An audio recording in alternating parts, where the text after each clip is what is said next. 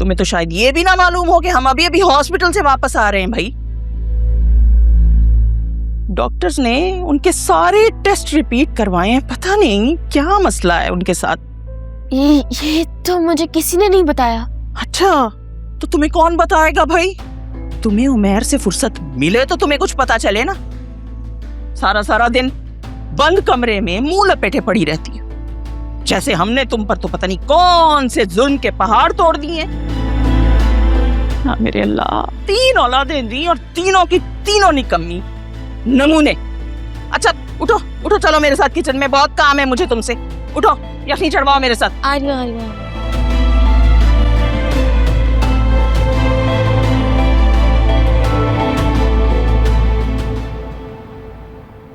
For God's sake माँ, आपने कहा था आप 2 वीक्स में वापस आ जाएंगी, अब वापस भी आ जाएं। अरे भाई क्या हो गया है? तुम खुद ही तो कह रही थी कि जब आप ठीक हो जाएंगी तो हम ट्रिप पर चलेंगे। तो अब मैं आ गई हूँ तो आप कह रही हो वापस आ जाओ। ये क्या बात हुई? मैंने ये तो नहीं कहा था कि आप वहां बैठ ही रहे। और आपका फोन कहाँ है? यहाँ पर आकर इंसान का दिल चाहता है कि सब कुछ भूलकर बस यहीं का हो जाए। तुम्हें पता है यहाँ पर इतनी गर्मी है, लेकिन रूम में जैसे ठंडक से उतर जाती है।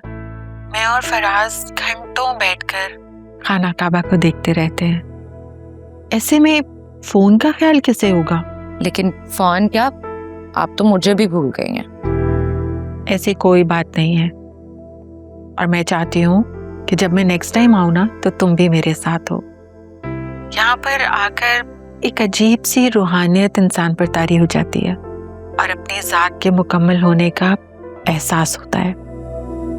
लेकिन मुझे तो यहाँ पे बहुत खौफ आ रहा है मॉम। ओ तो गार्ड और ड्राइवर कहाँ हैं? गार्ड गेट पे बैठा ऊँग रहा होगा और ड्राइवर अपने क्वार्टर में नसीब उलाद के गाने सुन रहा होगा। तो फिर तुम भी टीवी ऑन कर लो, कोई अच्छी सी सीरीज देख लो, तुम्हें भी जल्दी नींद आ जाएगी। और तुम्हें ये भी पता होना चाहिए कि हमारे घर में बेस्ट सिक्योरिटी सिस्टम इंस्टॉल्ड है। तुम बस चिल करो, आराम से सो जाओ। चलो, मैं तुमसे सुबह इंशाल्लाह बात करूंगी, ठीक है? ओके, लेकिन मुझे नहीं मालूम, आप जल्द से जल्द वापस आए। आ जाऊंगी बहुत जल्द। Okay, bye bye. ओके, अपना ख्याल रखना। I will call you tomorrow. अल्लाह हाफिज।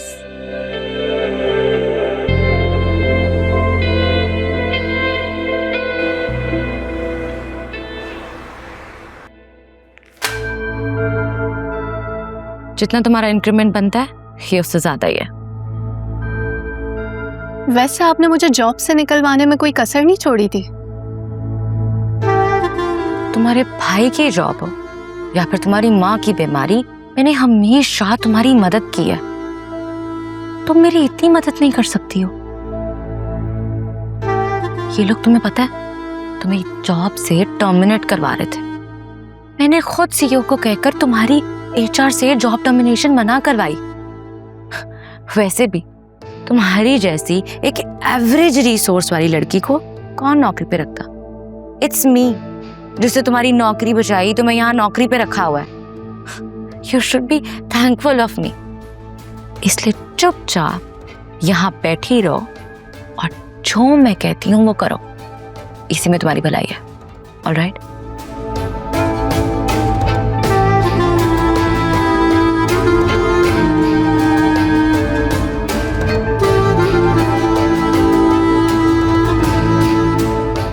इतनी भी क्या चलती है? तो मेरा छोटा सा काम करना पड़ेगा, उसके पैसे मैं तुम्हें अलग से दूंगी। पर मेरी जॉब? पहले तुम्हारी जॉब को कभी कुछ हुआ है? जॉब होगा, सब कुछ मेरे पर छोड़ दो ना।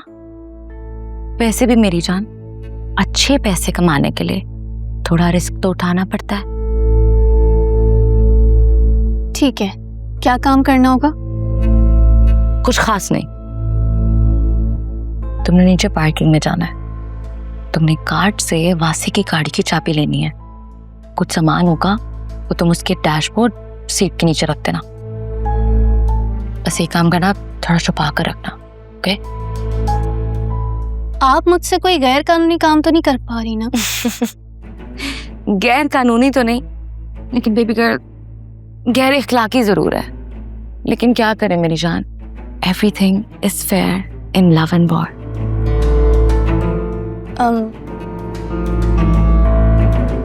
मेरे मोहल्ले में ना एक औरत रहती है, वो तावीज़ देती है। मेरे अब्बू का किसी और औरत के साथ चक्कर चल रहा था, अम्मी ने उससे तावीज़ ले लिया। और आपको पता है, उसके बाद अब्बू ऐसा सीधा हुआ ना, पलट के उस औरत की तरफ देखा भी नहीं। मैं ना इन तावीज़ों में बिल्कुल यकीन नहीं रखती हूँ। ये सारी बकवास और फजूल बातें हैं। और अगर इन तावीज़ों से कोई काम चलता ना, तो वो औरत किसी जगह की मिनिस्टर लगी होती, या फिर एटलीस्ट उस मोहल्ले में ना होती। एनीवे, मेरा काम तुमने आज ही करना है, ठीक है?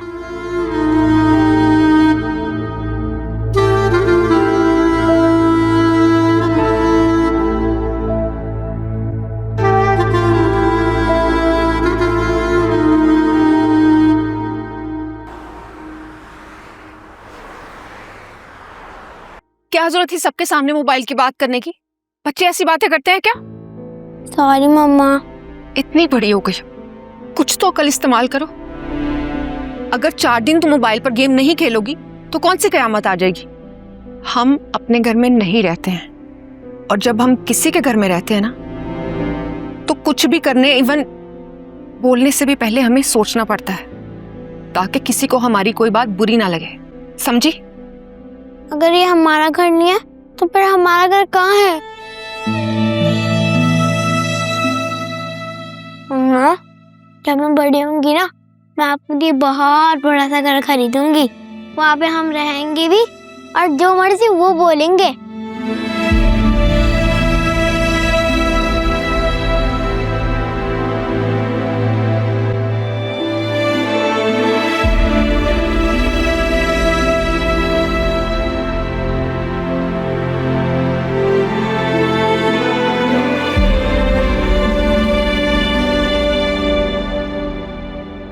थैंक गॉड तुम आ गई आलिया। कभी कभी तो दिल चाहता है कि सबको छोड़ छाड़ कर ना कहीं दूर चली जाऊं। तुम लोगों की टेंशन में दिमाग इतना उलझा रहता है कि मैं वासी से भी ढंग से बात नहीं कर पाती। Alia, I am sorry to say, but मैंने कुछ भी जानबूझकर नहीं की है। अम्मा से कहूंगी कि उनसे बात करें और जल्द से जल्द तुम्हारा निकाह करवाएं। तुम यहाँ से जाओगी ना तो ये सुल्तान का चैप्टर भी क्लोज हो जाएगा, और वहां अकरम तो उसे चैन नहीं है। पूरा हफ्ता हवालात में मार खाकर आया है, लेकिन फिर भी सुल्तान की जासूसियां कर रहा है। अभी तो वासे को नहीं पता, वासे को पता चल गया ना तो छोड़ेंगे नहीं अकरम को। नौशीन आंटी बिल्कुल सही कर रही हैं। 2-3 महीने में अकरम की शादी करेंगी, तब जाके वो सुकून से बैठेगा। शादी अकरम की?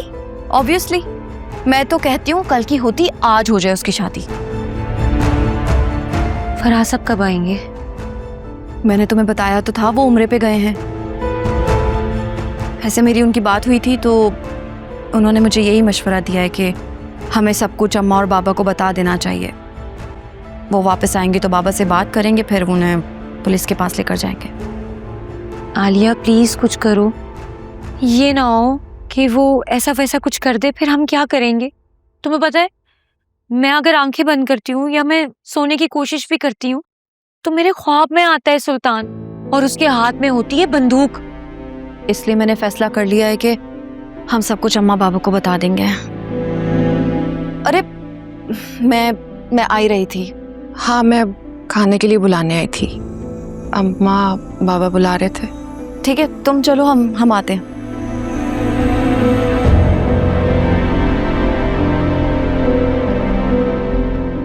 चलो अब चलकर खाना खाते हैं, फिर मैं बाबा से बात करूंगी। इंशाल्लाह सब ठीक हो जाएगा। और अगर कुछ भी ठीक ना हुआ फिर हम तब तक कोशिश करेंगे जब तक सब कुछ ठीक नहीं हो जाता। चलो, परेशान नहीं हुआ।